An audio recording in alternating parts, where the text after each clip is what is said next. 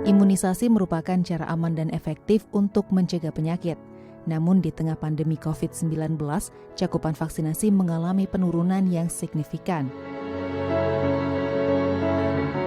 Pada bulan Oktober 2021 lalu, cakupan imunisasi dasar lengkap hanya sebesar 58,5% dari target 78%. Selain itu, imunisasi campak rubella bagi bayi di bawah 2 tahun pada bulan Januari hingga Oktober 2021 masih jauh dari target, yakni mencapai 40,9% dari target sebesar 67,5%. Hal ini sangat disayangkan, mengingat imunisasi dasar lengkap berperan penting dalam memberi perlindungan anak dari risiko terpapar COVID-19 maupun kejadian luar biasa penyakit yang dapat dicegah dengan imunisasi.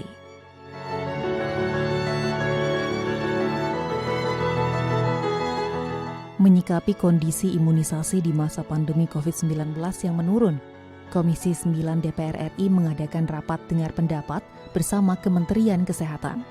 Komisi 9 mendesak Kemenkes agar meningkatkan kolaborasi antar lembaga dan pemerintah daerah untuk memastikan ketersediaan vaksin dan distribusinya. Untuk HPV di DKI, mengapa jumlahnya hanya 2 kali dari jumlah DIY? Hal ini karena untuk sasaran itu dilakukan oleh pemegang program, yaitu P2P.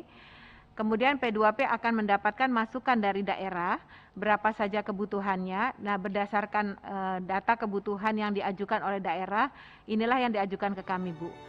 Selain itu juga diperlukan sosialisasi dan edukasi mengenai pentingnya pelaksanaan bulan imunisasi anak nasional.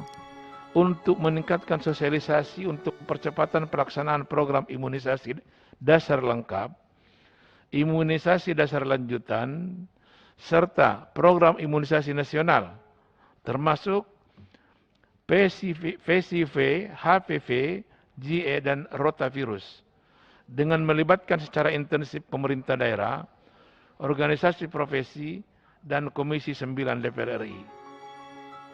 Menurut pelaksana tugas Dirjen Pencegahan Pemberantasan Penyakit Menular dan Penyehatan Kementerian Kesehatan, Maksi Reinrondonuwu, penurunan pencapaian imunisasi yang terjadi selama pandemi COVID-19 terjadi karena sejumlah kendala, seperti masalah administrasi pengadaan vaksin hingga biaya distribusi dan penyimpanan vaksin yang penuh karena bersamaan dengan vaksin COVID-19. Selain itu, banyak tenaga kesehatan yang difokuskan untuk menangani COVID-19, serta posyandu yang harus tutup pada masa PPKM. Untuk mengatasi hal tersebut, Kemenkes akan menjalankan imunisasi bersamaan dengan vaksin COVID-19 dan pelaksanaan imunisasi akan kembali dilakukan oleh tenaga kesehatan di puskesmas. Sedangkan vaksinasi COVID-19 akan dibantu oleh tenaga kesehatan dari swasta yang dibantu oleh TNI dan Polri. Posyandu pun akan kembali menggiatkan imunisasi rutin, serta puskesmas melakukan pemantauan pencatatan laporan kesehatan.